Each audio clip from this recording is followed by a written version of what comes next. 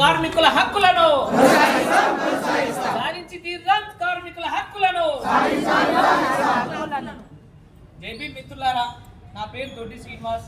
నేను బహుజన్ సమాజ్ పార్టీ రంగారెడ్డి జిల్లా అధ్యక్షుడిని. ఈరోజు తెలంగాణ రాష్ట్ర వ్యాప్తంగా ఏదైతే ఆర్టీసీ కార్మికులు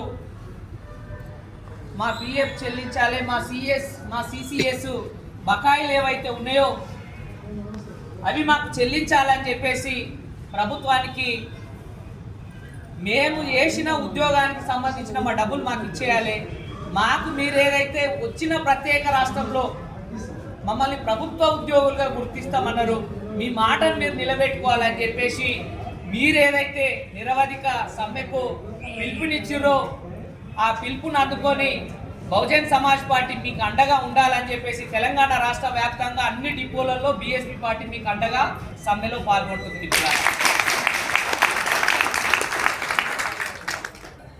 ఈ ప్రభుత్వం ఏమనుకుంటుందంటే ఆర్టీసీ కార్మికులు అంటే ఏముంటారు, లేవు 200 మంది డిపోలు ఉంటారు, గాలేం చేస్తారని అనుకుంటున్నది.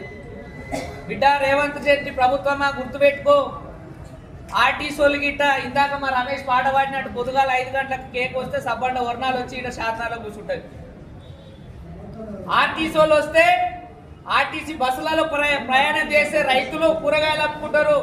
ఇలా ఆర్టీసీలో సమ్మె చేస్తున్నారు, వాళ్ళు బాధపడుతున్నారు అంటే వీళ్ళొక్కరి బాధనే కాదు, రైతుల బాధ కూడా, కూరగాయలు అమ్ముకునే రైతుల బాధ కూడా. ఆర్టీసీలో బస్సు ఆగిందంటే ఆర్టీసీలు ఆగిర్రు సమ్మె చేస్తున్నారంటే 5 గంటలకు లేచి పాలమ్ముకునే పాల కార్మికుని సమస్య కూడా. ఇది ఆర్టీసీ సమస్యనే కాదు, ఇది ప్రజలందరి సమస్య. ఇది ఆర్టీసీ సమస్య కాదు, ప్రజలందరి సమస్య. మూసి పేరుతోటి ఏదైతే సుందరీకరణ చేస్తాంటాని డబ్బులు కొల్లగొట్టడానికి నువ్వు ఏదైతే ప్రయత్నం చేస్తున్నావో గర్లకెళ్ళి సగం తెచ్చి మా ఆర్టీసీలకు ఇస్తే బస్సులు నడపరా?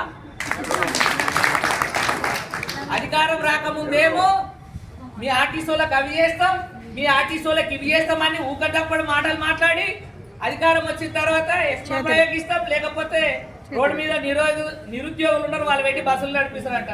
నడిపి బిడ్డ ఎట్లా నడిపిస్తావు? ప్రజా సంఘాలు వస్తాయి, బీఎస్పీ పార్టీ వస్తుంది, అన్ని ప్రతిపక్ష పార్టీలు వస్తాయి, గెరావ్ చేస్తాం. ఆర్టీసీలు అంటే దిక్కులేని వాళ్ళు కాదు, ఆర్టీసీలో ఆర్టీసీ కార్మికులు దిక్కులేని వాళ్ళు కాదు.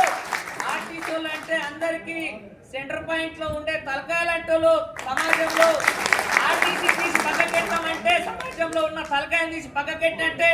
తలకాయని తీసి పక్కకెడితే చూస్తూ ఊరుకుంటున్నాం అనుకుంటున్నావా? ఖబర్దార్ అని చెప్పేసి బీఎస్పీ పార్టీ చెప్తా ఉంది. ఈ ప్రభుత్వం వచ్చి దాదాపుగా 2.5 సంవత్సరాలు పూర్తి చేసుకొని 3వ సంవత్సరంలోకి పోతుంది.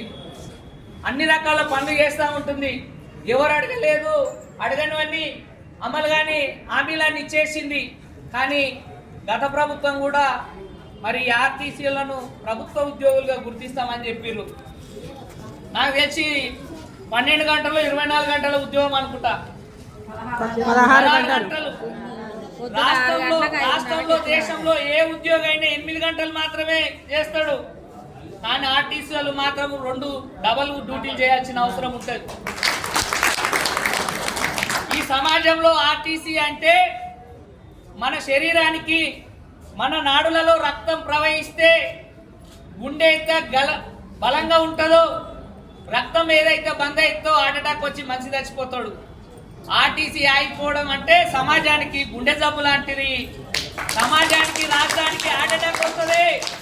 నువ్వు ఆర్టీసీలో నాపడం కాదు, ఈ సమాజంలో ఉన్న గుండె నాపుతున్నావు, సమాజానికి హార్ట్ అటాక్ వస్తుందని గుర్తుపెట్టుకోవాలని చెప్పేసి రేవంత్ రెడ్డి సర్కార్కు మేము హెచ్చరిస్తున్నాం. మర్యాదగా వాళ్ళ పొట్టలు కొట్టకుండా వాళ్ళకి ఏవైతే ఇస్తామన్నారో దాదాపుగా 900 కోట్ల రూపాయల బకాయిలు కేరళ రాష్ట్రానికి ఎన్నికలకైతే 1000 కోట్లు అయితే జమ చేస్తావు. కానీ 16 గంటలు పనిచేసి ఇంటికాడ కుటుంబాన్ని వదిలిపెట్టి పిల్లలను వదిలిపెట్టి పనిచేసే ఆర్టీసీ కార్మికులకు 900 కోట్లు దొరుకుతలేవా? ఎలక్షన్కి అయితే 1000 కోట్లు దొరుకుతాయి. ఆర్టీసీ కార్మికులకు 900 కోట్లు ఎందుకు దొరుకుతలేవో సమాధానం చెప్పాలని చెప్పేసి బీఎస్పీ పార్టీ అడుగుతా ఉంది. ఈ దొంగనికి ఇంకెన్ని దినాలు మిమ్మల్ని సమాజం అంతా చూస్తున్నాం. మేము ఆర్టీసీ కార్మికులను పీకి పక్కన పెట్టేస్తా అంటున్నాం. ఆర్టీసీ కార్మికులు కాదు, వాళ్ళు మేమందరం తలుచుకుంటే నిన్నే వీకించి కాడ కూర్చుని పెడతాం జాగ్రత్త అంటే. నువ్వు మమ్మల్ని వీక్తావో లేదో తెలియదు, కానీ రాబోయే ఎలక్షన్లో మా హామీలు బిడ్డ నువ్వు నెరవేర్చకపోతే నిన్ను బరాబరు వీకి ఇంటికాడ కూర్చుని పెడతాం బిడ్డ. ఇందాక రమేష్ పాట పాడినట్టు ప్రతి ఊరు నుంచి ఓ డబ్బు పట్టుకొని ఊరికొస్తారు ఆర్టీసీలకు అండగా. అమ్మ వస్తుంది, అక్క వస్తుంది, అయ్యి వస్తుంది. పొద్దుగాల 6 గంటలకు 7 గంటలకు పిల్లలు చదువుకునే పిల్లలు ఉంటారు, వాళ్ళ తల్లిదండ్రులు కూడా వస్తారు. ఆర్టీసీలు అంటే ఏం లేదు పాపంగా సాధనాలనే ఉంటారు, ఏం వాళ్ళకి సంబంధమే లేదనుకుంటారు. ఆర్టీసీ అంటే కరెంటు స్తంభం ఉంటుంది, ఊరికి అన్ని లైట్ ఎట్లా పడతాయో ఆర్టీసీలతో అనుబంధం ఉంటుంది అనే సంగతి ప్రభుత్వం గుర్తుపెట్టుకోవాలని చెప్తున్నా. ఎట్టి పరిస్థితుల్లో ఈరోజు శంకర్ గౌడ్ గారు మరణించారు. నేను మరణించినా సరే కనీసం నా తోటి కార్మికులైనా ఈ హక్కులు సాధించుకోవాలి, నా తోటి కార్మికుల కుటుంబాలన్నా బాగుపడాలి, కనీసం నా సాగుతోటైనా ఈ ప్రభుత్వానికి కళ్ళు తెరిస్తాయేమని చెప్పేసి పెట్రోల్ ఎండకాలంలో జరసేపు గంటపోతేనే పానమంతా మడమడమడ మార్చిపోతుంది, జరసేపు ఎండపోతేనే నాలుగే వీకుతుంటుంది. అర్థమైందా? అట్లాంటిది మన అందరి కోసం పెట్రోల్ పోసుకొని ఆత్మ బలిదానం చేసుకున్నాడు శంకర్ గౌడ్.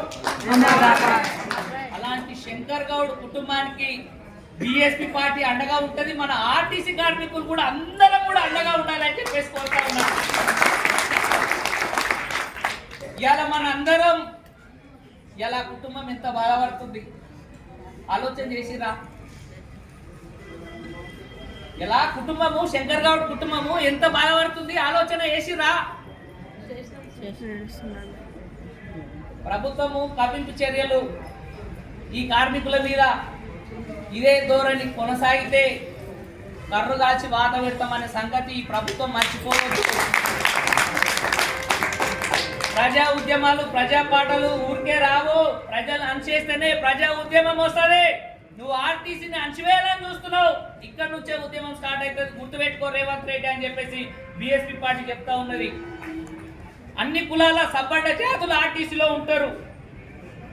సమాజంలో ఉత్పత్తి కులాలన్నీ ఆర్టీసీలో ఉన్నాయి. ఆ ఉత్పత్తి కులాలు సమాజంలో ఉన్నాయి, ఇది కూడా ఒక ఉత్పత్తి రంగం అని చెప్పేసి ఇలా ఈ ఆర్టీసీలోకి వచ్చిర్రు.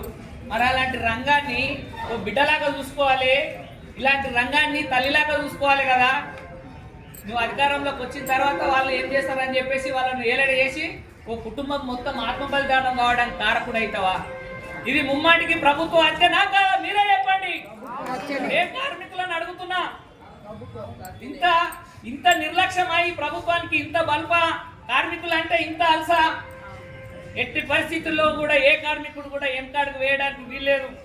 నేను ముందే చెప్తున్నా, మనం సమ్మె చేయాలంటే పోలీసుల పర్మిషన్ అవసరం లేదు. భారత రాజ్యాంగం మనకు సమ్మె చేసుకునే హక్కు ఆర్టికల్ 19 ప్రకారం ఉంది. సమ్మెలో మనము మారణాయుధాలు పట్టవద్దు, ఒకటి ఎవరినైనా ఆయుధాలు కాల్చి చంపే తుపాకులు పట్టవద్దు. ఆ రెండు తప్పించి మనం ఏం పట్టుకొని మనం శాంతియుతంగా ధర్నా చేసేయడానికి ఏ పర్మిషన్ అవసరం లేదు. నేను బీఎస్పీ పార్టీ నాయకునే కాదు, రాజ్యాంగం చదివిన అడ్వకేట్గా కూడా చెప్తున్నాను. ఎవరైనా మీ మీదేమన్నా తప్పుడు కేసులు పెట్టి మిమ్మల్ని బనాయించి మిమ్మల్ని ఇబ్బంది పెడితే కూడా మా పార్టీ మేమందరం కూడా మీకు అండగా ఉంటామని చెప్పేసి మీకు భరోసా ఇస్తున్నాం. మీరు అడగకపోతే మీ బాధలు మీరు అడగకపోతే మాకు